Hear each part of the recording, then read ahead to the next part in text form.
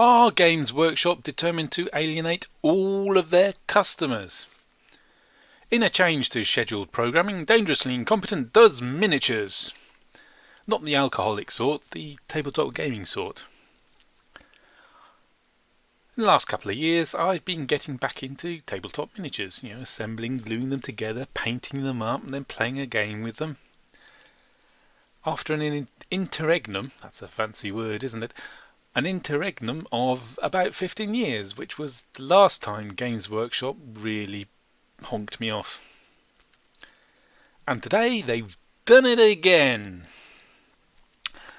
How? Why? Oh, let me explain. In the last couple of weeks, I've seen sort of previews on miniature sites of Lunecurst, a Games Workshop box set coming to a retailer near you soon. Yeah. And Games Workshop have put quite a bit of effort and money into advertising the Lunecurst box set. And I looked at it and thought, oh look, goblins on space hoppers. Would you look at that? Games Workshop's got its sense of humour back. Isn't that nice? Great. Because I remember the good old days being a grognard gamer of the old school. I can remember the days when Games Workshop was rather good. It had a sense of humour, it had products and things I wanted to buy and paint and make and play the game. Anyway, that's probably a different video. In fact, the why Games Workshop honked me off 15 years, that's definitely another video coming soon to a YouTube channel near you. Anyway, back to Lunecurst. I saw the previews. Squigs on space hoppers. Actually, I like those models. I think I'll have some of those.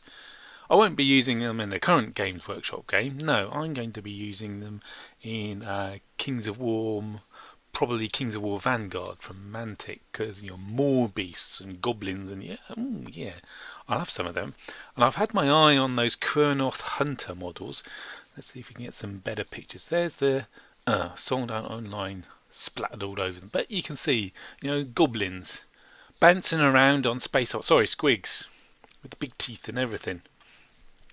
Well, space hoppers had big teeth.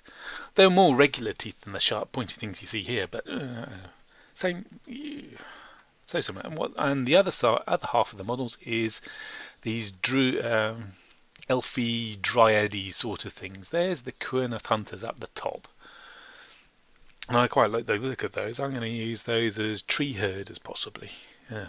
Anyway, I had my eye on the tree hunters, and I fairly like the rest of the Sylvaneth. That's what they call them. They don't call them dryads, because other people might use the word dryad, and they can copyright the word Sylvaneth. There's the you can't see much of him, but there's the hero on the Sylvaneth side. You see this dryady thing with a giant earwig with wings clinging onto his back. Not bad, not bad. Overall, I quite like all of the miniatures in this box set. How much is it? Oh, 95 quid. If I buy it from an online retailer, I can get it for about 76 quid. Oh. I think I will.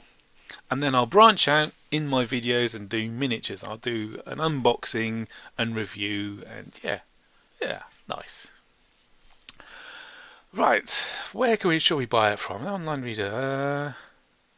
Pre-order? No. As a matter of principle, I'm not pre-ordering anything. It's bad news for consumers is pre-ordering. One, Games Workshop might stiff you. Oh no, we have had trouble with the hero molds, so we shall not be including the hero figures in this box set that you have already paid for. And then there's always the issue with a retailer might be a bit dubious and go, we've got your money.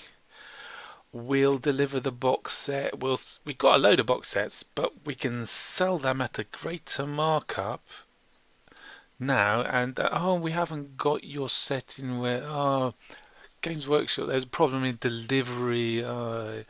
We'll get another box set in, and we'll give you the money. And 3 months later, oh, we haven't been able to get the box set, we'll give you money back. Well, in the meantime, they've had the interest, haven't they? Anyway, pre-orders, bad news for you and for me, so I'm not doing that. When's it due out? Its release date, 11th of May. Well, today is the 11th of May. And the online retailers that I was looking at go, not available, out of stock, limited stock, you should have bought it, you should have pre-ordered. Right, let's go to Games Workshop's own website then. And this is like 8 o'clock on the day it's released. No longer available online.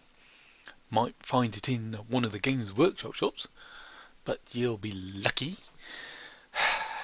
You know, from a producer retailer point of view, that is a cardinal sin. They've pumped a load of money into advertising this and pushing it. There's videos on Warhammer TV. They've sent out review sets and previews and the artwork off to all the miniature sites, the YouTubers and that, and they spent a load of time and money promoting this box set, and they've seriously underestimated the demand? No, they haven't. The first clue was when I saw the online retailers. Stock will be limited, they said. Oh, right, okay. Come to Games Workshop website, and I draw your attention to the key features. Available only while stocks last. Games Workshop haven't been incompetent and underestimated the demand for Loon Curse. They have deliberately made fewer box sets than they expected demand. That's right. They hyped it as hard as they can to get you and me encouraged about it and want to get it, and then refused to supply that demand. Why? It's a callous, profiteering marketing ploy. Hype the demand, don't satisfy the demand, people feel, I missed out. And they're that much keener to buy the next box set in case it sells out and they can't get what they want. And in the meantime, you were all enthusiastic and I'm going to hobby, I'm going to make these squigs, and then I'm going to play an army, and I'm going to get my mate over, and he can play the Sylvaneth, and it'd be great, it'll be fun. No, you can't buy it. You can't buy it at this 95 quid, 76 quid online, which that runs out at about £6 for one of their frames. They're sort of I think of it as a standard frame. It's sort of, I don't know, 8x6 maybe inches. There's a sort of standard frame. The hero frames are like half that size, and then sometimes you get the big frames which are double that size, and then there's the 3-part frames which are sort of 1.5 of those frames. That sort of frame, £6 for that frame is, I reckon, the going rate. It's comparable to your Mantic and your Frostgrave at that sort of price. And that's the sort of price for 76 quid. All those miniatures is about £6 a frame. That's the price that I'm willing to pay for those miniatures. I like the look of those miniatures, and to be fair to Games Workshop, the production value on these miniatures is high. There's minimal flash. They're pushing the envelope of what you can achieve with an injection molded polystyrene figure. Production values are great. You might not like the aesthetics, you might not like goblins on squigs, you might not like dryady tree sort of things.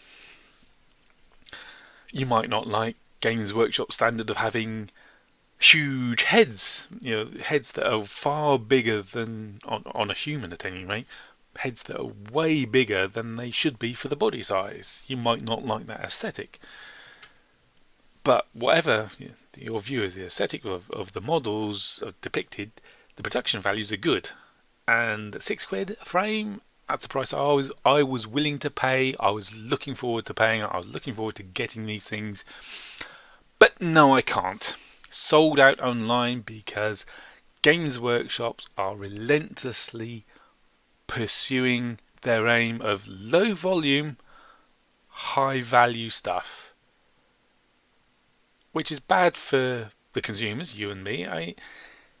Injection molded polystyrene pieces, the whole process of making those things has been evolved to produce really complicated pieces of plastic really accurately. Okay, we get that benefit, thank you Games Workshop. Really cheaply. You make and sell enough of these things, they're really cheap. They're cheaper than chips. 10, 20p a frame to produce if you sell enough of them. And here's Games Workshop limiting in the amount that they're going to sell. Why? Because they're hype. You're being hyped. You want to get them. You can't get them at the reasonable price, but you can still buy them in the individual boxes at a huge markup, which gives Games Workshop 30% profits on their turnover. Yeah. Well done, Games Workshop. You've lost another customer.